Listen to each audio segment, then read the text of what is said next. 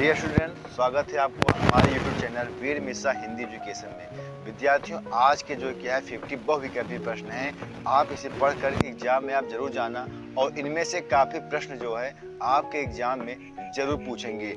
तो हमें आशा है कि आप इसको वीडियो को आप पूरे तरीके ध्यान से आप देखिए और आप इन प्रश्नों का भी उत्तर आप अपने मन में आप देते हुए चलिए और आप अपने आप को अंदाजिए कि आपकी तैयारी किस तरीके से हुई है। तो यह वीडियो कक्षा 10 और कक्षा 12 दोनों के लिए बड़े ही इम्पोर्टेंट है और बहुत ही क्या है जरूरी है। तो चलिए शुरुआत करते हैं।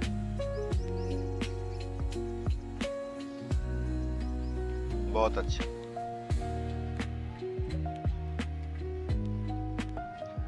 पहला प्रश्न इसे पूछ रहा है आपसे कि हिंदी का प्रथम नाटक है, जो हिंदी है वो हिंदी का प्रथम नाटक कौन सा है? भारत दुर्दशा, नहुस, ना आने वाला कल, चंद्रगुप्त।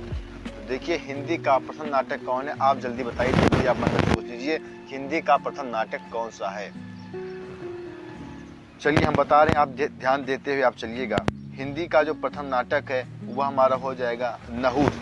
यह जो है क्या है, यह जो है दूसरा इसमें सही है नहुस, ठीक है ना। अब आप लोग कमेंट हमको यह बताना यह जो नहुस है ना, इस नाटक की रचना किसने की थी, यह आप कमेंट हमको जरूर बताइएगा।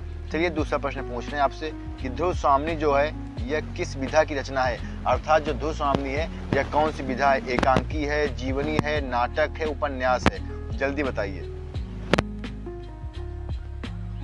देखिए जो ध्रुव स्वामिनी है यह क्या है, यह एक नाटक है, यह एक नाटक है, ठीक है ना। ध्रुव स्वामिनी क्या है, यह एक नाटक है जयशंकर प्रसाद की। अब आगे चलते हैं। इंदुमती, इंदुमती क्या है? प्रथम कहानी है, प्रथम उपन्यास है, निबंध है, इनमें से कोई नहीं? जल्दी बताइए आप। देखो यह जो इंदुमती है वो हमारा क्या है, प्रथम कहानी है, अर्थात इसमें हमारा क्या से हो जाएगा, इंदुमती हमारी क्या है, प्रथम कहानी है, ठीक है ना। इंदुमती प्रथम कहानी। और ये जो प्रथम नाटक कौन सा है, नहुस है ना। प्रथम कहानी कौन सी हमारी, इंदुमती है। चलिए अब आगे चलते हैं अगले प्रश्न पर। हिंदी का प्रथम यात्रा वृत्तांत जो सरयू पार की यात्रा है उसे किसने लिखा है?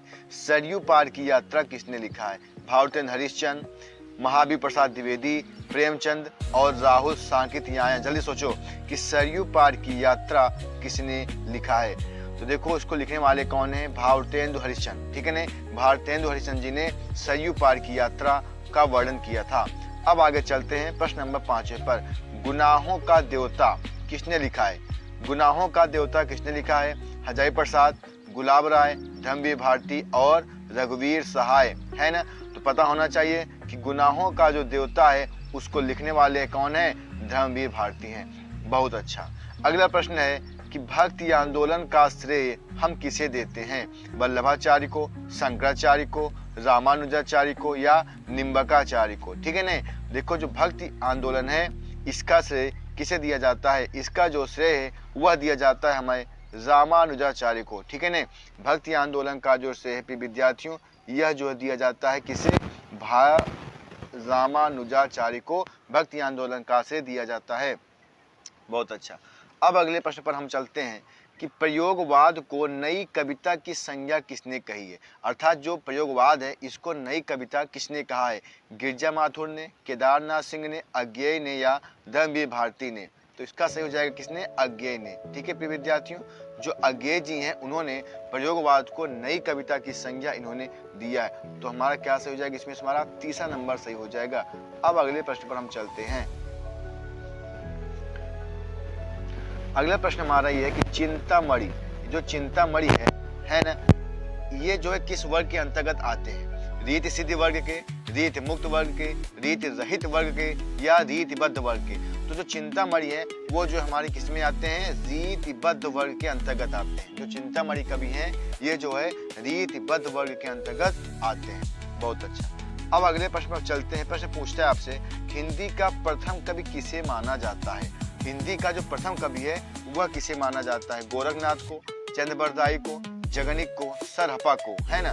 तो हिंदी का जो प्रथम कवि विद्यार्थी वह किसे माना जाता है, सरहप्पा को। किसे माना जाता है, सरहप्पा जो है क्या है वह हमारे हिंदी का प्रथम कवि माने जाते हैं, ठीक है ना। तो इसमें से हमारा क्या से हो जाएगा, इसमें से हमारा सरहप्पा अर्थात चौथा नंबर हमारा सही हो जाएगा। फिर अगला प्रश्न है, छायावाद के प्रवर्तक कौन है? छायावाद के प्रवर्तक कौन है? सूर्यकांत त्रिपाठी निराला, जयशंकर प्रसाद, सुमित्रा नंदन पंत, महादेव वर्मा, है ना। तो छायावाद के प्रवर्तक कौन है हमारे? जयशंकर प्रसाद जी हैं। इसको जानते रहो कि छायावाद के जो प्रवर्तक हैं वह कौन से हैं हमारे? वह हमारे कौन है? जयशंकर प्रसाद जी हैं, ठीक है ना। अब आगे चलते हैं। फिर विद्यार्थियों, ऐसे हमने बहुत सारे टॉप 50 क्वेश्चन है ना, बहुत सारे क्वेश्चन हमने, बहुत सारे वीडियो हमने आपने बनाए हैं। और आप क्या करो, आप जो है इस सारे वीडियो का आप अच्छे से देख लीजिए। अगर आपको यह अच्छा लग रहा है तो आप इसे लाइक कर दीजिए, है ना। और आप इसे सब्सक्राइब भी आप जरूर कर दीजिएगा। तो अपने दोस्तों को भी शेयर करिए जो कि इंटर परीक्षा में बिल्कुल पूरी तरीके से लीन है ना। आप पढ़ने का आपको जरूरत पड़ेगी ही नहीं, ठीक है ना। अब अगला प्रश्न हम चलते हैं। जो साहित्य लोचन है ना, साहित्यालोचन, ये जो गद्य की कौन सी विधा है? नाटक है, आलोचना है, उपन्यास है, निबंध है? जल्दी बताइए।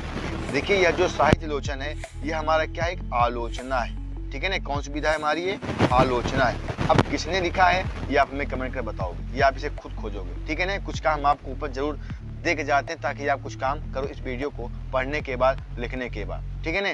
जो साहित्यालोचन गद्य की कौन सी विधा है? तो आलोचना विधा है। बहुत अच्छा। अब अगला प्रश्न है कि भाग्य और पुरुषार्थ, कौन? भाग्य और पुरुषार्थ ये किसके लेखक हैं? यानी भाग्य और पुरुषार्थ किसने लिखा है? जैनेन्द्र कुमार ने, गुलाब राय ने, विद्यानिवास मिश्र ने, या श्याम सुंदर दास ने, है ना। तो भाग्य और पुरुषार्थ बहुत सरल है। तो भाग्य और पुरुषार्थ किसने लिखा है हमारा? जैनेन्द्र कुमार जी लिखे हैं। बहुत अच्छा है, इसमें पहला नंबर सही हो जाएगा, ठीक है ना। चलिए अब आगे चलते हैं। अब आगे चलते हैं। प्रश्न है, निंदा रस, ये जो निंदा रस है इसको कौन लिखा है? हजारी प्रसाद ने, हरिशंकर ने, प्रेमचंद ने, या जैनेन्द्र कुमार ने? तो देखो, निंदा रस किसने लिखा है सबको पता होना चाहिए, आपकी किताब में भी है ना। तो निंदा रस को लिखने वाले इसके लेखक कौन है? हरिशंकर परसाई जी हैं। कौन है? हरिशंकर परसाई जी हैं, ठीक है ना। इसका हमारा क्या सही हो जाएगा? हमारा इसमें दूसरा नंबर हमारा इसमें सही हो जाएगा। अब चलते हैं अगले प्रश्न पर। ये जो सरस्वती का जो पत्रिका जो प्रकाशित हुआ था, सरस्वती पत्रिका जो प्रकाशित हुआ था वह किस युग में हुआ था? है ना, वह जो है क्या है? किस युग में वह हुआ था? भारतेंदु युग में हुआ था, कि शुक्ल युग में हुआ था, कि द्विवेदी युग में हुआ था, कि शुक्लोत्तर युग में हुआ था? चलिए बताइए।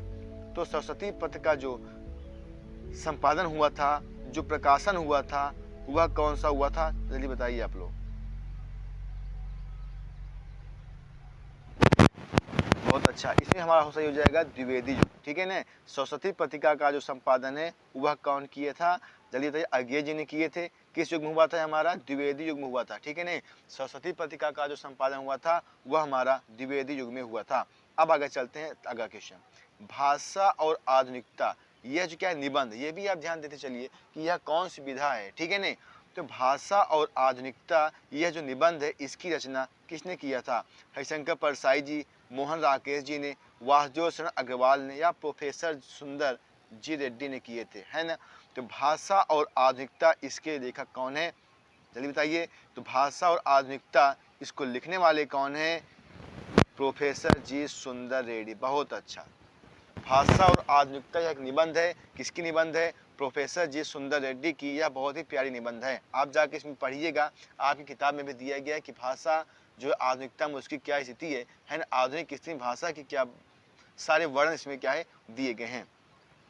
अगला प्रश्न है, तार सप्तक का प्रकाशन वर्ष क्या? बहुत बार पूछा गया भाई कि तार सप्तक को कब प्रकाशित किया गया था, पहला कब हुआ था, दूसरा कब हुआ था। तो 4 तार सप्तक हैं, इन चारों का सन आप याद कर लीजिए, ठीक है नहीं। तो तार सप्तक का प्रकाशन वर्ष है, ये प्रश्न पूछे, या आपसे पूछे कि तार सप्तक का पहला प्रकाशन वर्ष कौन सा है, ये आपसे पूछ ले। तो इसमें हमारा कौन सा सही हो जाएगा? ये दूसरा नंबर सही हो जाएगा। 1943 में तार सप्तक की शुरुआत हुई थी। यह क्या एक पत्रिका है, ठीक है नहीं। इसका संपादन किसने किया था? अज्ञे जी ने किया था, है ना। चलिए अब आगे चलते हैं। अगला है प्रिप्रवास। क्या है? यह जो प्रिप्रवास है ना, इस महाकाव्य को लिखने वाला कौन है? प्रिप्रवास की रचना किसने की थी? रामधारी सिंह दिनकर ने, जगन्नाथ रत्नाकर ने, अयोध्या सिंह उपाध्याय ने, या जयशंकर प्रसाद ने? जल्दी सोचिए आप।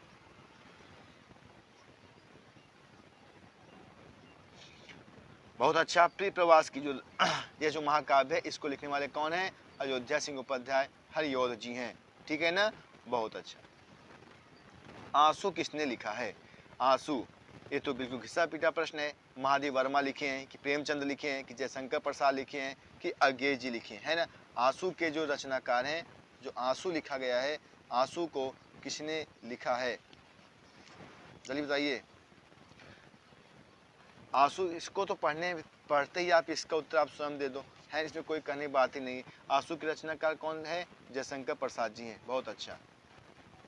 अगला प्रश्न है कि ज्ञानाश्रयी भक्ति शाखा के प्रतिनिधि कवि कौन है? ज्ञानाश्रयी शाखा के जो कवि हैं वह कौन है, यानी भक्ति शाखा के, क्योंकि ज्ञानाश्रय प्रेमाश्रय दो शाखाओं में क्या है बटा हुआ था। तो तुलसीदास हैं, बिहारी हैं, सूरदास हैं, तो कबीरदास हैं। देखो ज्ञानाश्रय शाखा को ज्ञान मार्गी के नाम से भी क्या है जाना जाता है ना।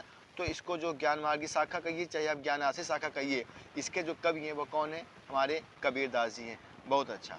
अब अगला प्रश्न है, हिंदी साहित्य के आदिकाल के लिए चारण काल जो नाम दिया है, आदिकाल को चारण काल किस कवि ने कहा था? आदिकाल को चारण काल किस कवि ने कहा था?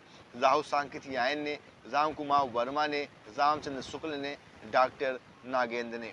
देखिए आदिकाल को स्वर्ण काल किसने कहा था, है ना, वीर गाथा काल किसने कहा था, ये सभी आप पढ़ लेना। तो इसमें दिया क्या है? चारण काल, है ना। तो चारण काल किसने कहा है आदिकाल को? तो रामचंद्र शुक्ल जी ने कहा। किसने कहा है? रामचंद्र शुक्ल जी ने आदिकाल को चारण काल क्या है कहा है। ठीक है नहीं?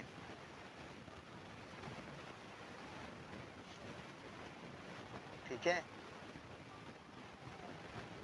नहीं नहीं नहीं नहीं, एक सेकंड, तो मैं सोच रहा हूँ भाई। देखो आदि हिंदी साहित्य के आदिकाल के चारण काल को किसने कहा है? राम कुमार वर्मा ने कहा। किसने कहा है? राम कुमार वर्मा ने आदिकाल को चारण काल का नाम इसमें से दिया है। ठीक है नहीं? अब आगे चलते हैं। अगला प्रश्न है कि वासुदेव अग्रवाल की रचना इनमें से कौन सी है? अंतराल है, तट की खोज है, त्रिशंक है कि वागधारा है ना। तो वासुदेव शरण अग्रवाल की जो रचना है वो हमारी कौन सी है? वागधारा है।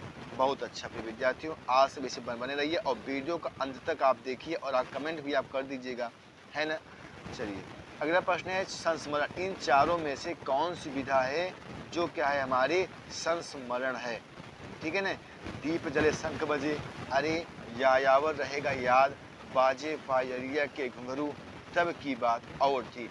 इन चारों में से क्या है संस्मरण विधा कौन सी है? तो देखो इन चारों में से जो संस्मरण विधा है वो हमारी कौन सी है? दीप जले शंख बजे। तो दीप जले शंख बजे यह जो है किसकी थी? यह जो किसका था विधा, किसकी रचना है? ये कन्हैया लाल जी की है। ठीक है ना। कन्हैया लाल मिश्र प्रभाकर जी क्या है? यह क्या है? एक संस्मरण है, दीप जले शंख बजे। ठीक है नहीं? बहुत अच्छा। अब अगला है आलोचनात्मक कृति। ये जो कालिदास की लालित योजना है, कालिदास की यह जो लालित योजना है इसको लिखने वाले कौन हैं, है ना। यह जो है क्या है किसने लिखा है? चलो कौन लिखा है भाई पढ़ लेते हैं पहले एक बार। हरिशंकर परसाई, मोहन राकेश, हजारी प्रसाद, महावीर प्रसाद द्विवेदी, है ना। तो कालिदास की जो लालित योजना है इसको लिखने वाले कौन है हमारे? कौन है? मोहन राकेश है। बहुत अच्छा, वेरी गुड। तो कालिदास की जो लालित योजना है इसको लिखने वाले कौन है? मोहन राकेश जी हैं। अब चलते हैं अगले प्रश्न पर, फटाफट चलते हैं, इसको समाप्त भी तो करना है। वारिस, है ना, यह वारिस जो कहानी है इसको लिखने वाले कौन है? वारिस जो कहानी है इसको लिखने वाले कौन है? कन्हैया लाल हैं, प्रोफेसर जी सुंदर रेड्डी हैं, मोहन राकेश हैं, अज्ञे हैं। तो कौन सही हो जाएगा?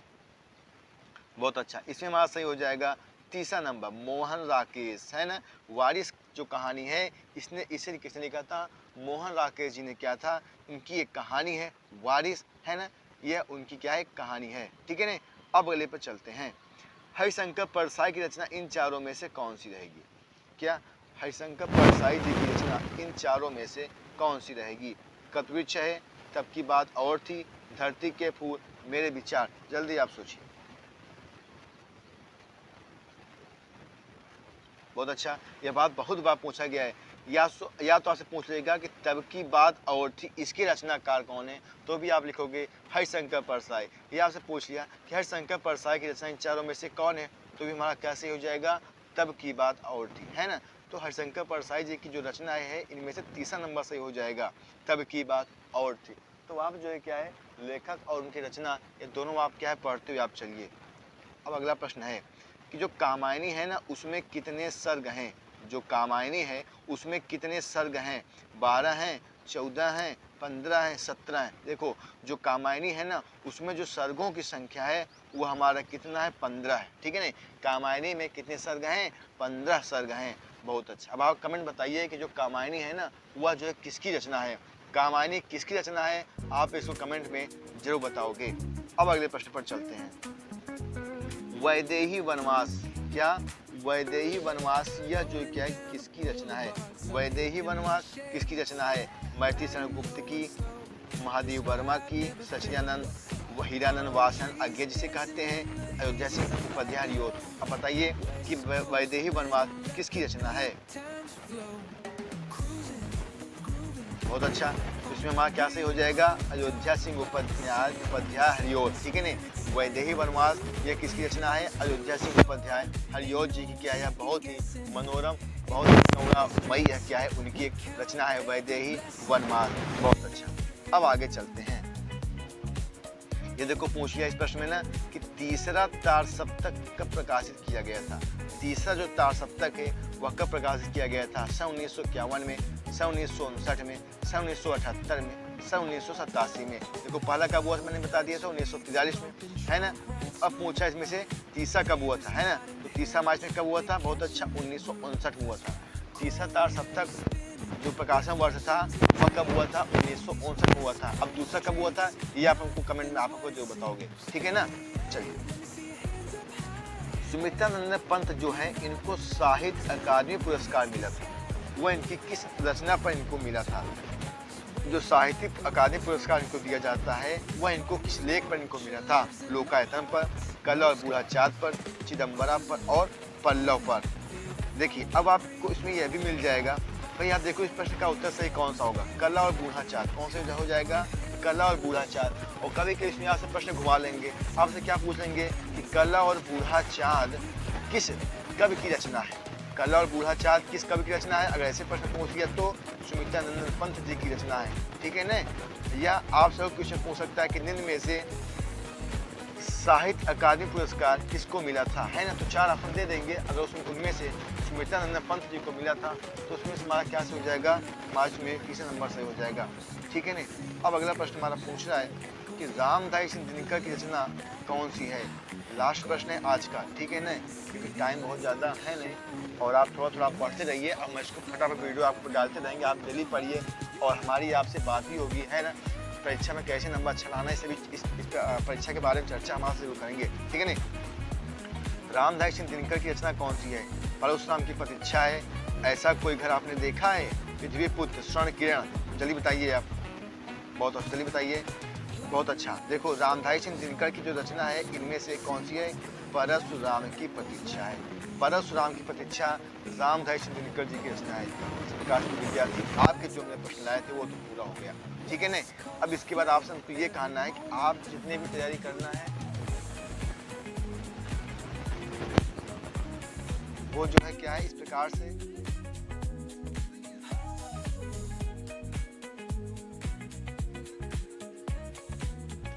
ठीक है। इस प्रकार विद्यार्थी आपके लिए क्या है, हमने इस प्रकार से वीडियो हम आपके डाले हैं, आप जरूर पढ़िएगा क्योंकि हम आपके लिए मेहनत करते हैं और आप भी चाहिए आप हमको 1000 सब्सक्राइबर बढ़ाओ भाई, है ना। क्योंकि हम आपको इतना मेहनत करते हैं तो उसमें कुछ आपका फ़ायदा ज़्यादा हो रहा है।